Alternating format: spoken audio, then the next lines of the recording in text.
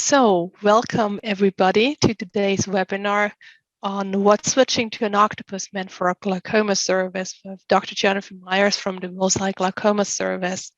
My name is Monika Fischer. I am the market manager of Perimetry at Haag-Streit in Switzerland, and I walk you through today's program. Before we start, let's look at how we can interact, or how you can interact with us. First of all, you're all muted, so if you have any questions, please use the Q&A button to post that question. And then after the session, there will be plenty of time for Dr. Myers to answer your questions. Don't use the chat function, as we will not be monitoring that in the same way. If you want to contact Haag-Streit, we've put a link into the chat, so you can use that link to interact with us directly. Please also note the meeting is recorded and will be broadcasted afterwards. We'll put it onto our YouTube channel. Though it's broadcasted, your personal information will not be displayed, so don't worry to ask your questions. And just before we start, I'd like to introduce some more resources on the topic of Octopus Perimetry or Perimetry in general. First of all, this is just the third program point of the Perimetry Focus Month. There are many more topics later in the month, so if you enjoy this meeting, check out the other ones. There are way more exciting talks to come. Also, if you want to go deeper into visual field testing, read up on some of the things we discussed today, there's two great resources, both based on the Visual Field Digest book. One is just the ebook as a PDF that you can download for free, and there's also a really great e-learning module. You can go through major points of that book. There's also quizzes. So it's a very interactive tool to learn more about visual field testing. Please look at the chat to see to get direct links to these resources. And now, before we start, it'd be great to learn more about yourself. So we have one little question, and that's really, what parameter are you using right now, so that we kind of know a bit what you're working with and what your level of knowledge is.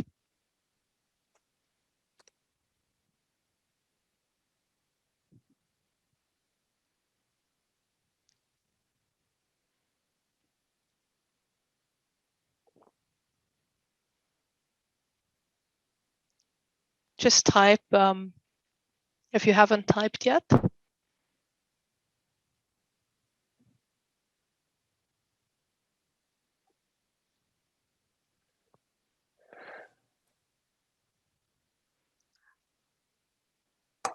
Okay, let's look at what we have.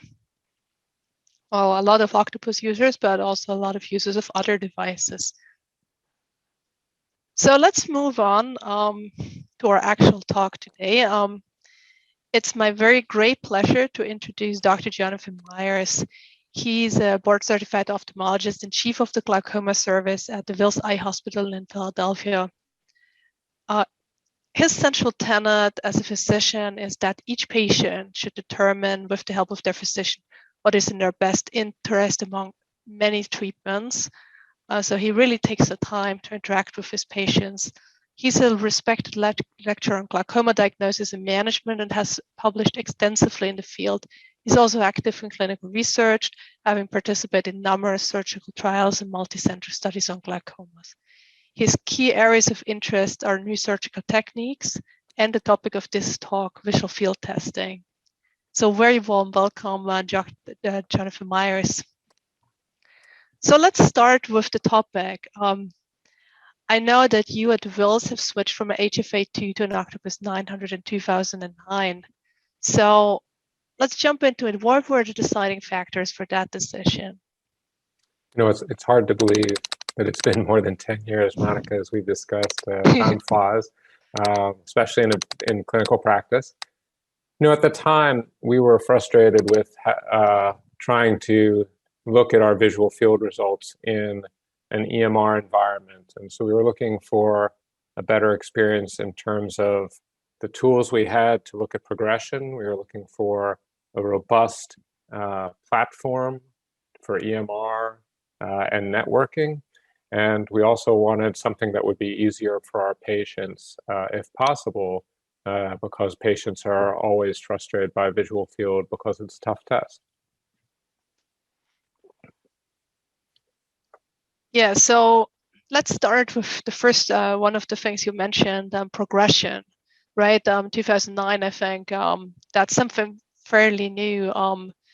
And you said also in a private conversation with me that is actually sped up your testing. Could you elaborate a bit on that, how you became faster and more effective using a progression analysis? Yes, so in the early 2000s, we started to experiment both clinically and research-wise with a number of different progression algorithm type software and analysis methods. And we looked at a series of them in this particular publication that we put together from the BJO. We looked at 3 different ways of looking at serial visual fields, just looking at the printouts, looking at the guide progression analysis of the time, and also looking at the progressor, which was a point-wise linear regression type strategy.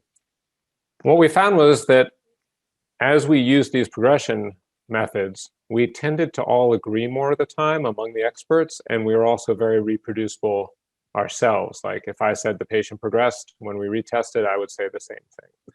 Now, historically, when you just hand a series of fields to different experts, there's a lot of variability. And one expert might say definite progression, another might say uncertain progression, another might say probably stable. And what we found was when we all looked at the software together, we were more likely to be more coherent, more along in alignment on our impressions. And we found that the software is helping us to appreciate things that in the pile of papers with serial analysis, we sometimes were missing. But the thing that sold us, as you alluded to, the thing that really sold us was it totally shortened our interpretation of the results. So although we got somewhat more consistent results, we got there in a quarter, a third, even half as much time as what we were doing before. And you know, these are all glaucoma specialists. We're pretty quick at fields, but this allowed us to get to the same answers much more quickly. And that was really an eye-opener for us. Less work, always welcome. Yeah, I mean, that's definitely a key point, right? To be fast. Here's a picture of the EyeSuite progression analysis that you've been using since 2009. Could you quickly walk us through the components of it and how you read that? Yes, and this is what's on the screen when I walk into the room. So the first thing that your eye may be drawn to along the bottom of the screen is the colored grayscale analysis of the sequential visual field. So that shows from left being older to right being newer, the patient's fields in one eye. And it shows, obviously, in this case, that there's an incipient nasal step that is becoming an arcuate and paracentral defect. That's a very quick way to get a sense as to what the issue is and where it's going on a big picture analysis. And after I look at that, which is almost instantaneous to realize where you are, I look at the mean deviation slope on the top left there. And that graph shows the total deviation over time. And the line is fitting a linear regression analysis to the series of points. And it's very easy to choose all the points or exclude one point if it's not reliable. And so the total deviation tells me the global, the sort of total level of loss. And the next one down, DD, is the diffuse defect. So the software is breaking into the generalized depression from things like cataract, or if the patient forgot to take off their sunglasses, or if they're asleep. And then the next thing is the local defect. And the local defect is the focal defect that we associate with glaucoma, like nasal steps and superior arcuate defects. And the software helps to separate those two things out. The linear regression, though, tells me, is this getting worse? Is it statistically significant that it's getting worse? So you see those red downward triangles. That means that there's a less than 5% chance that this is random fluctuation based on the linear regression analysis. So I have a confidence in whether things are changing, and I have a rate of change. The trend analysis gives me a rate of change, which is really critical in clinical management of patients, and I didn't have access to that before. And then on the top right, you have the cluster trend analysis, and this groups points from similar areas, like the cluster of points in the nasal step, the cluster of points in the superior arcuate, and it looks at the average defect in those areas and whether that average defect is changing over time. So it gives me a rate of change for areas of the field and a statistical significance of that rate of change. This tells me that the nasal step area is getting worse, less than 5%, less than 1% chance in this case, that this is just random fluctuation, and the rate of change, again, so helpful. The last aspect that this quick analysis shows me is the polar trend analysis, which basically brings the defects back to where they are on the optic nerve head and shows me how much at each location those defects are changing. So it gives me the amount of change over time for each area of the optic nerve. So a lot of information very quickly. It may be intimidating the first time you see it, but if you use it for a week, it becomes so intuitive, you can look at this super quickly. And that's very interesting. Do you think it really changed the way you worked at Wills, also in terms of patient flows and things like that? Yeah, so it did have true impacts. First of all, we didn't print out fields anymore, and we didn't even print to a PDF and then have to export the PDF into an EMR or database. This is a freestanding piece of software. As soon as the patient's done the field, the field is in the cloud, and that software is available to me on every workstation. So my technicians, it really improved their workflow. The technicians no longer had to do a lot of drag, drop, click, change. And if I decided, hey, you know what, that trend analysis, I don't want the third field in there because the false positives were off the wall, I didn't have to say to my tech, go back to the machine, take that out. I don't want that in the analysis. I just literally right-click that point and kaboom, it's gone.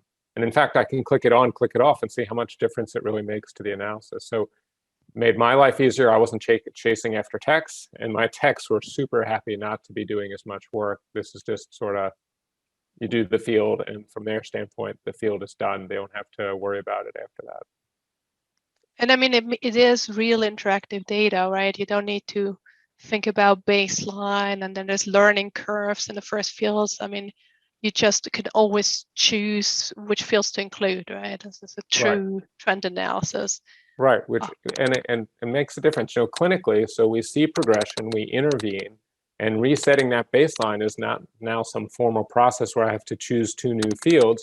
It's easy for me to say you had your trap in 2015.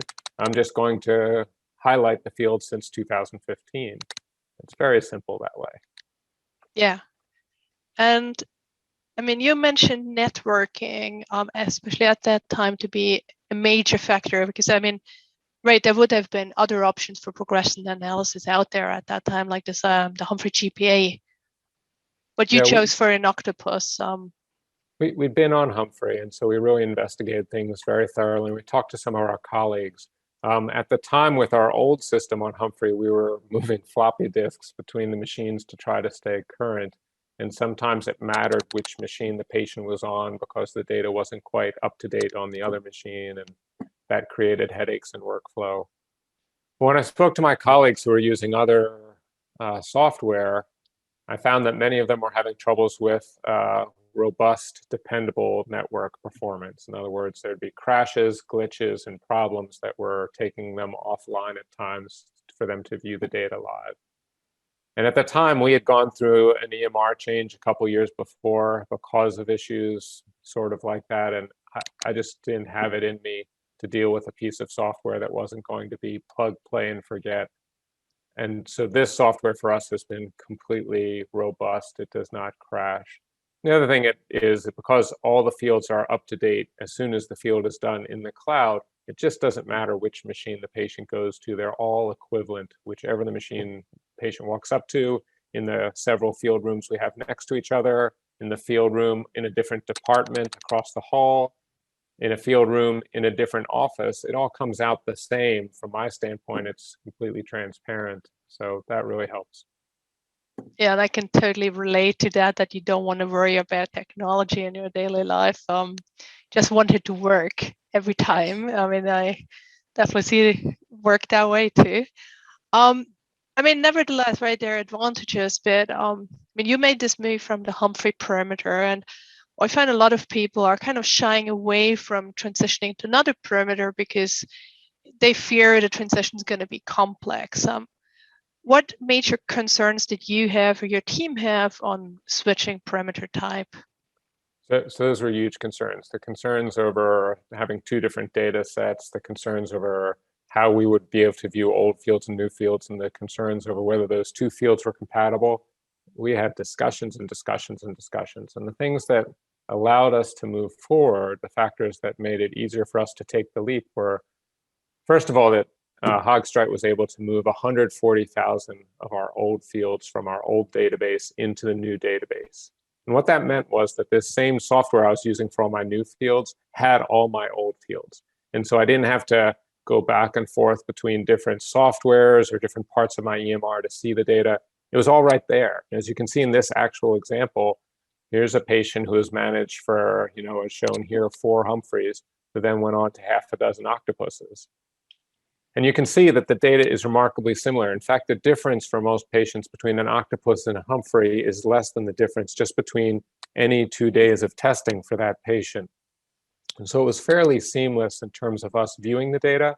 As we used our new software tools and we look back on some of the old data, sometimes we were surprised we picked up things that I hadn't actually noticed in manual analysis. So it turned out to be a positive, but that was our concern. But luckily, the compatibility of the results for most people and the ability to view it together really made things so much easier for us, actually. Right, and it's really the data goes into the same database, and as we import the raw data, it kind of, and then we have distinct normative databases. When you look at the defects or total deviations or anything derived from that, all the results are fairly comparable. But nevertheless, right, the devices do have their differences, both hardware, but also definition-wise. And there's definitely concern about introducing variability. You mentioned before it wasn't really clinically relevant, but still stuff, the way it's calculated matters. Here's a study, maybe you could comment on that, comparing the different devices. Yes, this particular study from, I guess, about 5 years ago, looked at a fair number of normals, about 80, something like 140, 150 patients with glaucoma with an average loss of about 4 decibels. So sort of mild to moderate glaucoma primarily in the study, so relatively early disease. What they found in that study was that whether you were looking at the Humphrey CETA standard 24-2, the Octopus G program top, or OCT testing, basically they all have very similar sensitivity and specificity to detect patients with glaucoma and to distinguish them from normal. So what this reassured us, and at this point we're already comfortable, but this is just more data reassuring us that we hadn't lost anything in terms of being able to find patients with glaucoma and monitor them by switching to Octopus, and also, as we'll talk about, switching to the G top programs. Right. That's very encouraging, right? And something I found as a piece of advice is when switching, because the devices feel a bit different, it's kind of nice to let the technicians take a test on a new device and then explain to the patient how that works. I find that quite useful. I think that is super useful. I think technicians who have taken the test themselves are much more able to help understand where patients are struggling or having difficulties. I think that's true for everything. I think that's true for OCT testing, intraocular pressure measurement, and visual field testing in particular. I also think clinicians should be sure to once in a while take a field test. I think if you take a field test every couple of years, it just reminds you of what patients are talking about when they say the test is frustrating by the very nature of perimetry. But we've actually seen some improvements there with the top strategy, but we can talk about that a little later, I think. And I totally agree with you, right? My last 7 years with Haag-Streit, I've been focusing on perimetry, so I know everything inside out. But whenever I take a test, I'm still frustrated by it. So it's good to know, right? What's going on. There's another argument, kind of holding people back from moving away from a Humphrey perimeter, because it's kind of the established, perceived gold standard. What do you think about that? It's funny the way we all get into ruts. So this shows you old perimetry. Goldman perimeter was dynamic perimetry, moving targets. That was certainly the gold standard for a long time. In the 1970s, Wills was one of the first clinical centers in the United States to have automated static perimetry in the form of the Octopus 201. And that bowl is literally a meteor wide. That machine is just as bigger than it looks. And we started using it then, and we used it for more than a decade. And it was our gold standard. It was the gold standard for static automated perimetry. But what we found in the early 90s was that Humphrey came out with better printouts that allowed us to more easily interpret the data and understand what the results were showing. And so we decided to make the switch to allow us to have access to better technology. This was early 90s. And we switched to the Humphrey, and we later switched to CETA because at the time we thought they were the best and the best that we could offer our patients. And the switch from standard threshold algorithm to CETA was a jump, and that changed, and some patients had little changes in their results, and we accepted that change in order to give all of our patients better technology, quicker tests. So I understand why people get used to things and talk about gold standards, but the gold standard changes. The bar is raised higher. And so having been through all that, we understood that if we wanted to give our patients access to the best technology, if we wanted to have access, we had to be willing to switch sometimes. And so it wasn't an easy choice, but from the early 90s, we used Humphrey, and then we went back to Octopus, where we had been in the 80s, somewhere around 2010. Yeah, so obviously a person open to change, right? And look for moving forward. We just got a comment from the audience that we hear clicking sounds, and I do hear them as well, but I'm not clicking or typing. So maybe Jonathan, I don't know whether something with your audio. I will check my connection. Sorry about that. I may have a loose plug. I'll work on that. Thanks. See if that's a little better. Well, let's try it. I mean, you're clearly understandable, so just a little bit disturbing. Let's move back on the topic. I mean, you mentioned the great single field analysis printout that Humphrey introduced in the 90s, and then the Octopus later followed with the 71 printout that you see on the left. What I find is a lot of people struggle with that transition on being used to interpret one printout and then having to go for another one that looks a bit different. What would you recommend people on, how to overcome that hurdle? So the simplest way to make the transition in terms of data presentation is to stick with a data presentation format with which you're comfortable. And so this 7-in-1 printout of the Octopus on the left is extremely analogous to the Humphrey single field analysis printout on the right. And so if you don't want to jump all the way into the software on the screen tools, the EyeSuite analysis, this is an easy way to make the transition that is straightforward. And if you just march through the printout here, you can see that on the left, the group of data points that says 1 matches on the right with the group of data points. And these are the actual measured thresholds.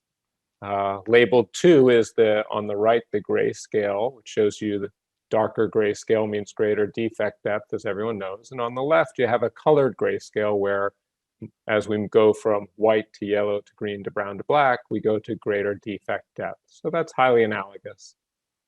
The next row are on the right in the Humphrey single field analysis, the total deviation and pattern deviation. These are the difference between your patient's thresholds and the normative database. And then the second one, the pattern deviation, corrects it for global depression, for global loss. Well, on the left, numbers 3 and 4 are just the same. The comparison is comparing your patient's thresholds to the normative database, as we were discussing a little earlier.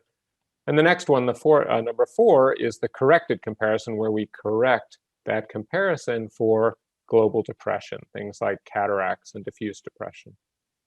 In the bottom row on the right in the single field analysis is, again, very similarly, the probabilities for the total deviation, the probability that that abnormality is seen in a normative database. And for number 6, the probabilities for the pattern deviation. And it's just the same on the left with the Octopus 7 and 1. The probability on the bottom left is for the comparisons to the normative database, and then the corrected comparison. So it's very, very much analogous, but looks a little different. One thing that you see in the top right that you don't see on the single field analysis, the top right of the 7 and 1, is the defect curve, which shows you not the location of defects, but what the total, all the defects look like. How many are in the normal zone in the gray, and how many of them and to what degree are outside the gray zone. That's probably a discussion for another day. It's not something that most clinicians actually utilize, but it's there if you become interested. It's a very fast way to look at visual field loss.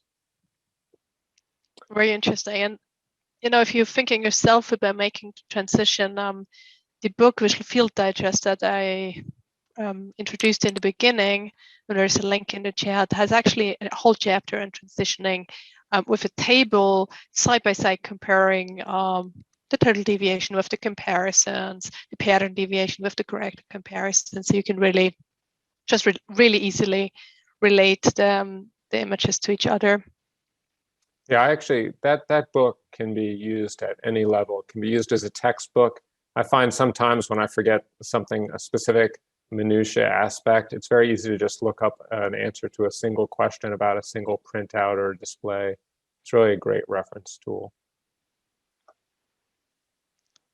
So let's move on to another topic, test parameters. Some are the same, but some are different between an Octopus and a Humphrey or other parameter.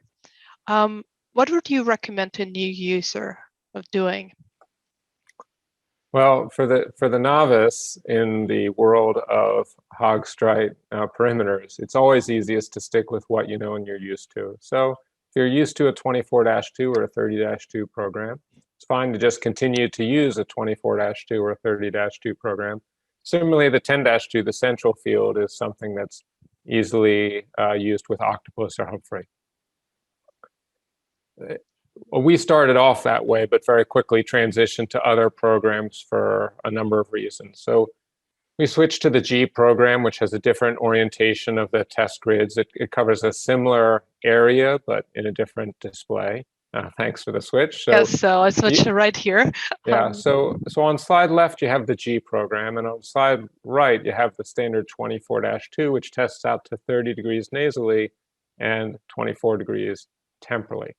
So you see that the same range is covered with the G pattern. The difference is on the right, this is a grid pattern of distribution of points, and on the left, the G pattern, the points, if you focus just in the center at the fovea, as you look at the fovea, you can appreciate that the points are actually radially dispersed. They're not in a grid, they're radially dispersed. And what that means is that there are more points clustered in the central 10 degrees. And in general, they're more central than peripheral points. Well, in general, patients and doctors care more about central vision. Research has shown that more of our patients will have central and paracentral defects earlier in the course of the disease than maybe we talked about 20 years ago. And so while still doing a similar duration of tests, number of test points, you can test more of the areas we care about centrally with the G program than with the 24-2. And sorry, go ahead. Well, the other aspect that was on the other slide was the question of your thresholding algorithm. So a lot of people use CETA, which is a great thresholding algorithm. And then there's CETA Fast, which is a quicker thresholding algorithm. So in the world of Haag-Streit and the Octopus, you can do the top program, which is super fast, or the dynamic, which is also an accelerated program compared to standard thresholding. So if you were doing CETA standard, you might choose to continue with dynamic. And if you were used to CETA Fast, you might move to top. The top program is faster than the CETA Fast, and it's faster not just in normals, but it's faster also in people who actually have defects, where the CETA Fast through thresholding has to do some extra work, and so the tests take a little longer. And these 3 papers just show that whether you're using the CETA programs or the top, you're going to have very similar results in terms of your ability to identify defects and track them. And one could make lots of interesting comments from an academic perspective about the papers, the methodology, and the findings. But from a clinical perspective, these things perform very, very similarly. Top does tend to make focal defects look a little less deep and a little broader.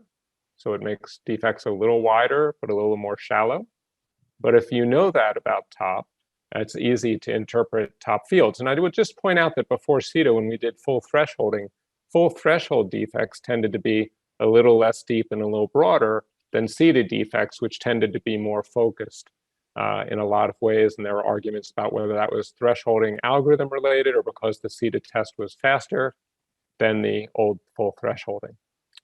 Our patients value the faster test at the top, and since it yields similar results for us clinically, we're happy to give the patients things that they feel are easier. Yeah, I think one of the things about top is it starts at normal, of half normal sensitivity. So it actually starts really bright and then only becomes dim in the end. So in essence, it should help people with the learning curve or reminding, give them confidence. Do you get positive comments from your patients about that they feel better? Yeah, so my patients really enjoy the top algorithm. They complain about field testing so much less now. And when they do, it's often with a wink and a joke because they know things are better. And so when I ask patients to take field testing more frequently, they give me much less pushback, which makes me much more likely to do more frequent testing, which is important because we know that the more often you test, the more frequently you test, the more you are able to pick up changes sooner and intervene before they change more. I've taken the top threshold a number of times, and as you say, it's much more intuitive because it starts bright, bright, bright, dimmer, dimmer, dimmer, dimmer, dimmer, dimmer. And so it's a gradual progression, and it doesn't have to lead to those gaps where the patient is seeing nothing and thinking to themselves, oh boy, I'm seeing nothing, I'm going blind, my glaucoma is getting worse, it's seeing eye dog for Christmas time. And so patients find it less disconcerting. It's still challenging. I'm not going to say perimetry is easy, but my patients, again, prefer this test to full thresholding. And I mean, for me, when I take tests, I mean, I know the algorithms by heart, but still when I do the dynamic and then after 30, 40 seconds, when it says a test above my personal threshold, which of course it does, right?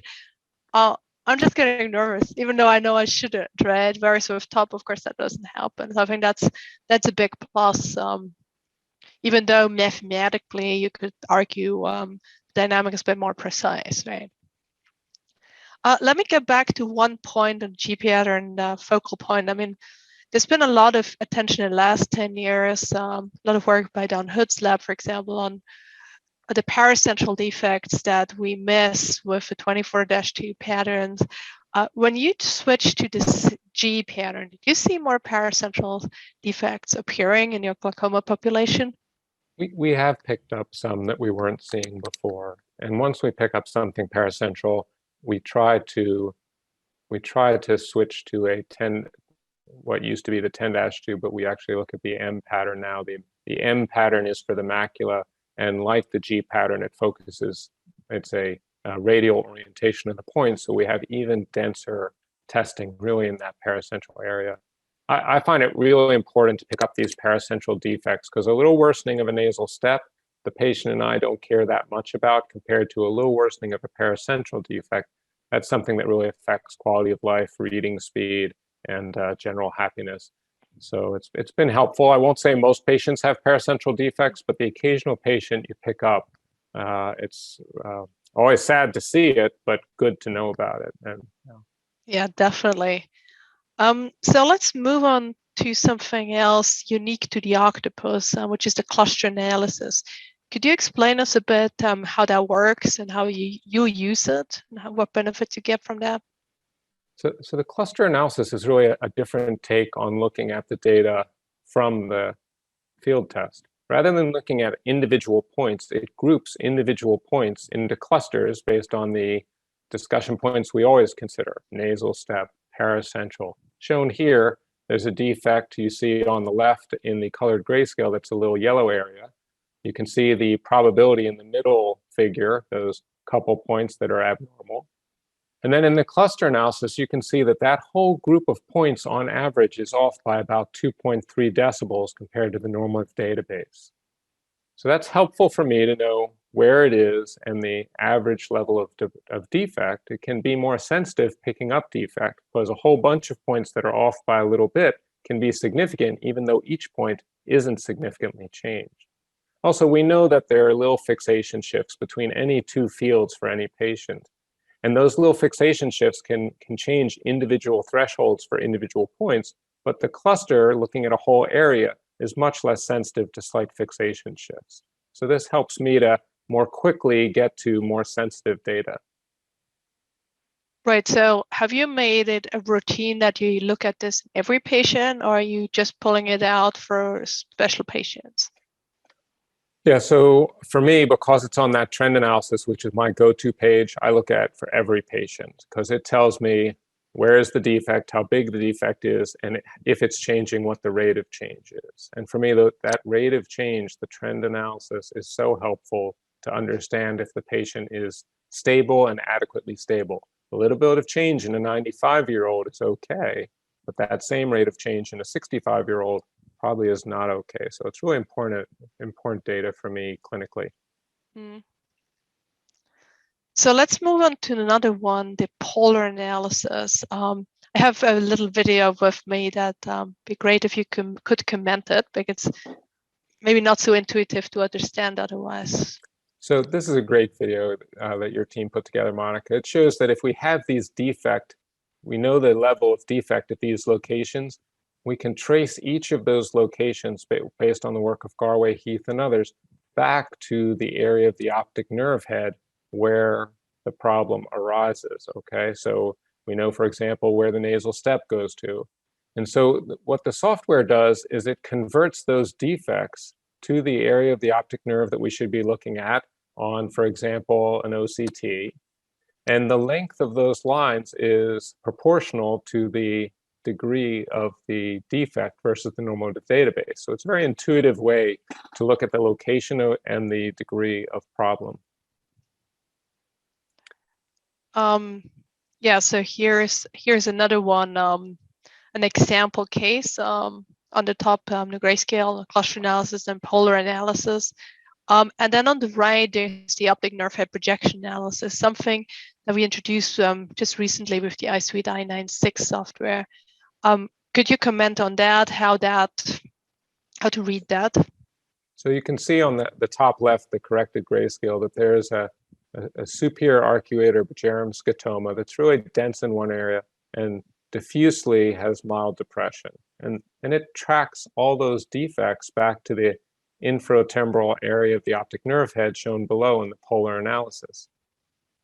Now, if you haven't used the polar analysis, seeing all these little red lines and think to yourself, do I really want to consider what length of line and which location really matters, can seem intimidating. And that's why I love the optic nerve head projection analysis, because just like the cluster analysis above, it looks at clusters of points and their location on the disc, and it highlights the sectors in red if they're significantly depressed and shows you the degree to which they're depressed. And because it's clustered, you're not really trying to focus on each of a million little points.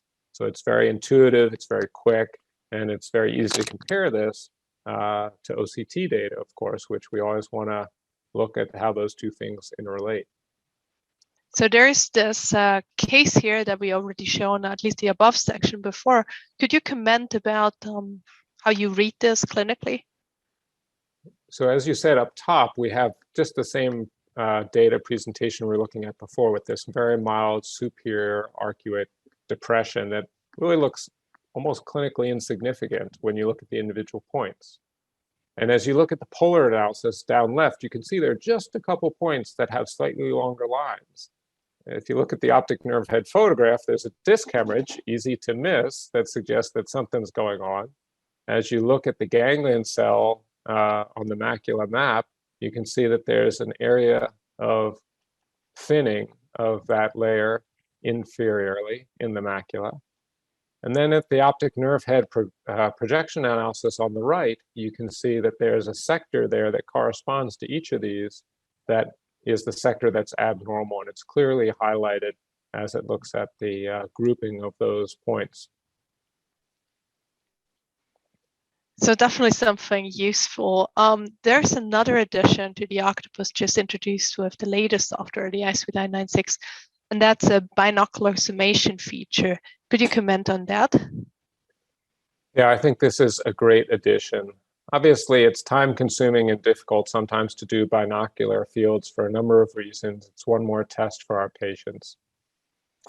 Although theoretically, intuitively, you and I could imagine those two visual fields below put together, the work here is much more accurate than our intuitive approach would suggest. And you can see here that especially when you have nasal defects, which is so common in glaucoma, that the overlap between the two eyes tends to negate the effect when using binocular vision. And this again just reinforces why, unfortunately, so often with glaucoma, we don't pick up, or the patients don't notice early loss until things are pretty advanced. So even this patient with really fairly pronounced defects, you can see on the binocular field that they really probably wouldn't notice almost anything in their day-to-day life. Which is good on the one hand, in the sense that their day-to-day life is not affected. Bad, of course, in the sense that things are not picked up as early. Often, as clinicians, we're presented with questions about whether a patient is okay to drive and things like that. And this is just one more tool that may help us to look at that question a little bit more objectively. And I do think you make quite an effort in patient education. Also showing them the trend view. I remember from a visit to your office, you have this huge screen and they get to see it when they walk in and wait. Do you see that this helps medication adherence and things like that when you use these tools? I think it helps the discussions. Adherence, we always hope it helps adherence, but it's always hard to know. But it really helps the discussion. So I mentioned that display is up on the screen when I walk into the room. So we have these 40+ inch monitors, and it's up on display not just for me, but in the unlikely event that I'm delayed entering the room, the patient has plenty of time to interpret the fields themselves. And I think this really is great because it's good for patients to understand what we're looking at, and it's great for them to understand their level of disease. And these colored grayscale images and these trend lines that are pointing hopefully horizontal, but often in my patients down, I think by the time I walk into the room, the patients have already figured this out themselves, and they initiate the discussion of how am I doing and where is this leading? And I think that makes it much easier to talk directly about the stability of their glaucoma and what we need to do, even if sometimes those are tough choices.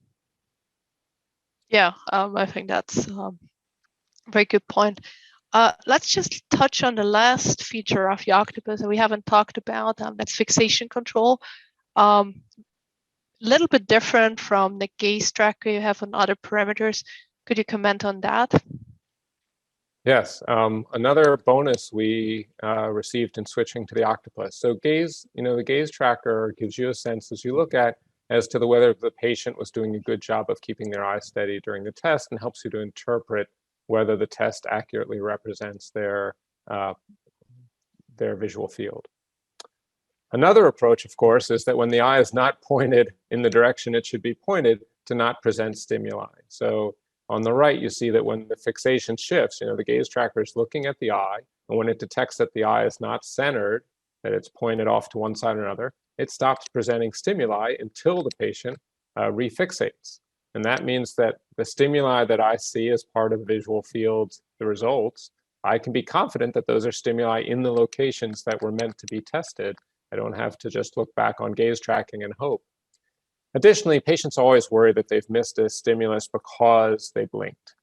And because with fixation control, the Octopus stops presenting stimuli when the eye is not open, I can say to the patient, blink whenever you need to, don't even worry about it. The machine is not going to test while you're blinking, you're covered. And that's reassuring both for me and for the patient, again, that the results I'm seeing are representative of the patient's actual visual field. And that's something important, right?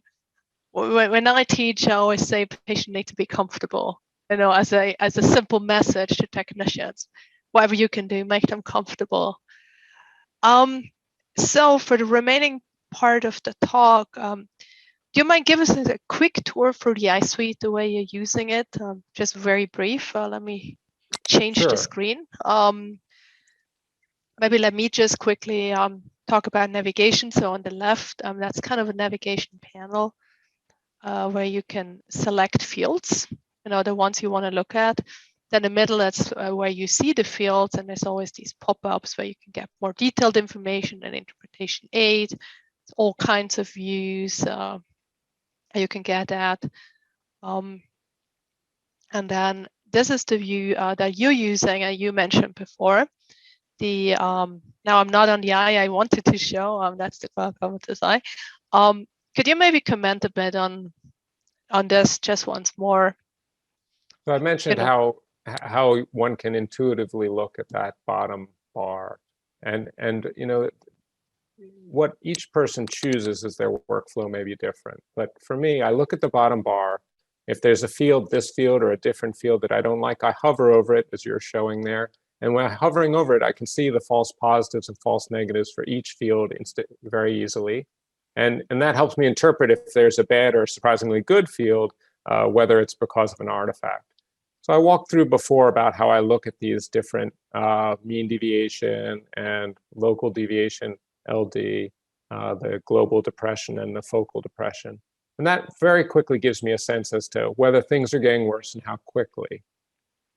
So if I'm not certain whether I believe this data, I can very quickly switch to a serial view of all the data and look at all the data on the field. So here, and you can choose anything you want for that, but this shows you those same grayscales. It shows you the probabilities below that and the comparison numbers. So if I'm thinking to myself, is that point really worse? How much is it really changing? I can very quickly look between fields and see whether that paracentral point that seems to be going on and off between different tests, how much of a change is it really, or is it really just the grayscale? How reliable is that? What's going on?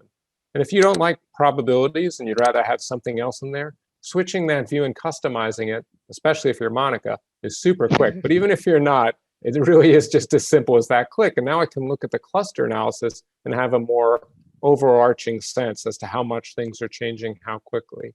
So having all this data right there, I'm not leafing through pages, I'm not clicking between different fields and different programs or on different screens. It's just there for me. The total number of clicks is so much smaller. But truth be told, most of the time I can answer the question from that first view. And if I'm uncertain, I then look at the cluster trend analysis as shown top right. And only if a cluster trend looks bad do I bother to dig down. Why? Because I found in the first couple of years I used this that it was so uncommon for me to do the deep dive to individual points and find something that I cared about that was actionable if I didn't find it in the trend analysis and the cluster trend analysis. By which I mean, did I find individual points that had changed and maybe represent something? Yes. But in the end, it didn't change anything. I still just repeated the field the next time they were due for a field. I try to do fields in patients at greater risk every 6 months. And it was never something big enough that I would change therapy based on it. So I think this allows me to focus on things that matter and not focus on much of tiny details that in the end I wasn't doing anything about anyway. Very quick analysis for me to get to the heart of the matter for most of my patients. Well, that's a very nice closing word. I think we're at the end of what we wanted to go through together. And it's now 10 minutes where you can post your questions. Please type them in the Q&A section so that we can see them, and then I'll ask them to Dr. Myers. And the first question we got is actually one I get once a month. And the question is, I have a HFA and now a Octopus 600, and I have some free patients that give me really bizarre results on the Octopus versus my Humphrey. Where does that come from? What can I do about it? I've seen that too. I've seen patients where it's just different. How common is that? Not very common. when we followed these patients over years, we didn't find anything interesting happening. It's not that they then went on to have dramatic change for the worse or for the better.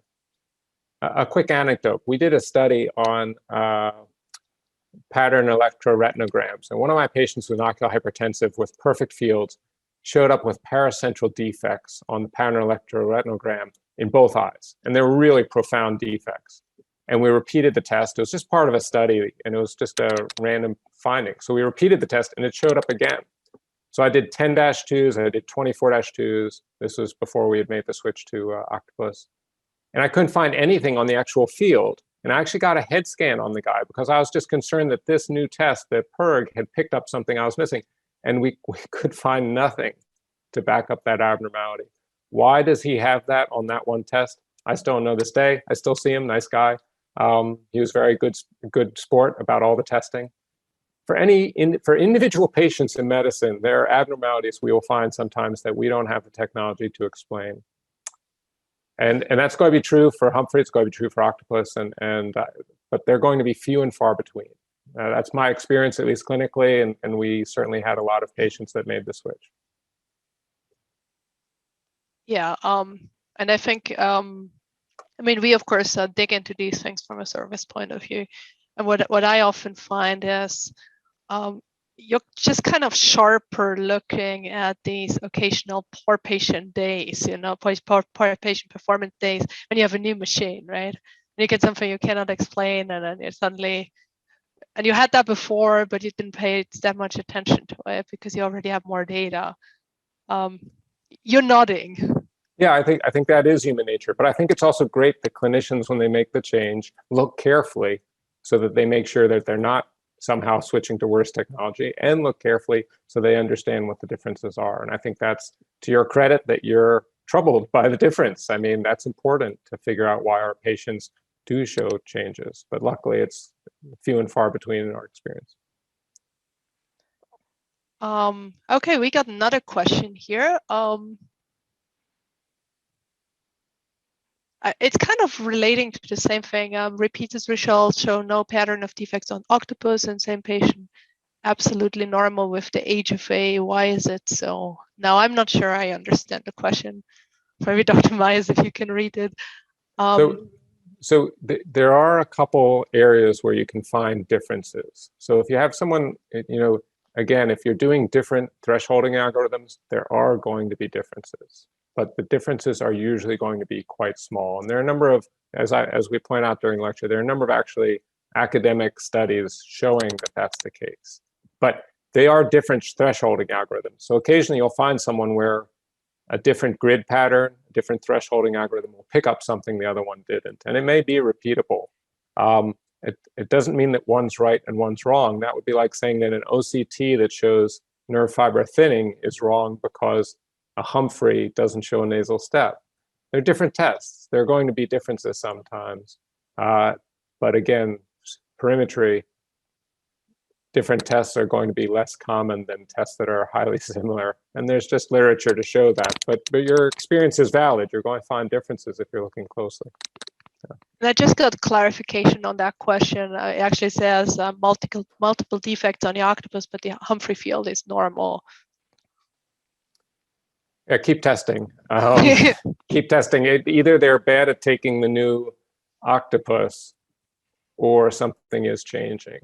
But I'm not going to particularly tell you that the Octopus is more sensitive than the Humphrey or vice versa. I think they're very similar, actually. But that's interesting. Again, it's probably either problem testing or that there really is something there. The thresholds, the background luminance is a little different. It's lower a little bit in the Octopus. It's 4,000 apostopes instead of 10,000 with the Humphrey. What that really means is, since it's a logarithmic scale that we have visual sensitivity across, is that it's not significant. It's a factor of 2.5 on a logarithmic scale. That really doesn't add up to much. But in an occasional patient who has a very subtle defect, the Octopus actually is a little dimmer in some ways than the Humphrey is. And so there may be a difference in that regard because the maximum stimulus on the Octopus isn't quite as bright. I bring this up, but I don't think it's clinically significant for 99% of people. And it's not that I believe that makes the Octopus better. They're both similar in terms of sensitivity and specificity. I think what happens is that the decibel scales on the sensitivities shifts by a fixed amount. And so when you look at the values, and because there are some studies comparing Octopus and Humphrey just on the measure of thresholds and decibel, and there it is shift, it's a systematic shift, but it's a pure calculatory mathematical shift, and it disappears the moment you look at total deviations or comparisons. So really, it doesn't matter. What happens with the maximum stimulus brightness that you mentioned, because you can, in the very, very, very end stage, show a bit brighter stimuli. You can actually, you may, at a nearly blind patient, be able to test a little tiny bit more with Humphrey. But if you're concerned about that, we do have the setting, so you can use the same 10,000 apostille, and then that's kind of gone. Yeah, and this is a great question because it's pushing us into the deep dive. And what Monika says, of course, 100% accurate. But so that issue of the 10,000 versus 4,000 for the patient who's nearly blind, one should keep in mind that once you get to a relative defect, a comparison defect, or a total deviation of more than about 14 or 15 decibels at a given point, the variability of thresholding at that point is absolutely colossal. And so any individual point that has a defect of 15, 20 decibels, they're going to show huge fluctuations. So clinically, to try to show that difference between the 10,000 and the 4,000 in that unfortunately deeply affected patient is very, very hard, even if you wanted to show it, because there's such variability. And when you have those levels of defects, you're actually much better switching to stimulus 5 than going brighter, even though it's nice to have that option, because the stimulus 5 has been shown in studies to have less variability for these people with these really profound defects. And I'd encourage you to look at that for those patients, but all quite correct. So there's a lot of perimetry stuff to geek out on. It's really a fascinating field, but clinically, when we're trying to get through our patient day, that we need to be a little more focused. Yeah. So we have a great closing question. Dr. Myers, what's your message for new Octopus users who's recently shifted from a Humphrey user to an Octopus 600? I think the same would be true for Octopus 900. So what would be your message? So the more you learn about the machine and the software, the more you'll enjoy it. There's a learning curve for everything. All of us as a community have a huge experience on the Humphrey Perimetry platform, which has been a great platform for our patients. This platform, EyeSuite and the Octopus 600, I think my patients really enjoy it. The 600 is a little easier for them ergonomically than the 900 for many of them, but there's a learning curve for everything. So just keep looking at these differences. Help yourself to understand what patients appreciate and don't appreciate, and see if there are issues on how your tech is setting up the test that can be further optimized. I would just make a quick shout out to the 600 because it's not an open bowl perimeter. We had switched to it with COVID because it's much easier to wipe down and sterilize than an open bowl perimeter. And so that's made our workflow much easier for our technicians. So thank you very much for these closing words. Thank you very much for sharing your experience in this hours. I'm sure that's been helpful to our participants. I would like to use the opportunity to thank everyone else who attended today. We would kindly ask you, when you close this window, you get a 2-question survey. We'd kindly ask you to fill this in so we know what we've done well or how we could do better. We will also send you an email after this with all the references and also a link to the recording of this webinar, because it's been recorded. So if you haven't been able to join from the beginning, wait for that email or check out the YouTube channel. We put this on in the next 2-3 days, so you can watch the whole thing. Thank you very much. It's been a great pleasure to have you here, Dr. Myers, today. Thank you. Thanks, Monika. A lot of fun.